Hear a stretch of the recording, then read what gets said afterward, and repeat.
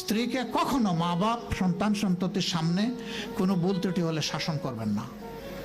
একা নিয়ে বুকে জড়িয়ে ধরে তার সমস্ত নেক কাজের স্বীকৃতি দিয়ে তারপরে বলবো যে এরকম একটা বিষয় আমি দুঃখ পাই নাই, তবে আমি চাই যে এটা তুমি কারেকশন করে নাও এবং আমি আল্লাহর দরবারে তোমার জন্য দোয়া করব।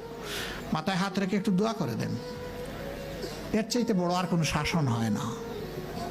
কিন্তু আপনি যদি মাকে খুশি করতে গিয়ে মায়ের সামনে তাকে ধমক দেন, তার ব্যক্তিত্বের উপর আপনি তীর ছুঁড়েছেন, আঘাত দিয়েছেন, সে ফুঁসে উঠবে।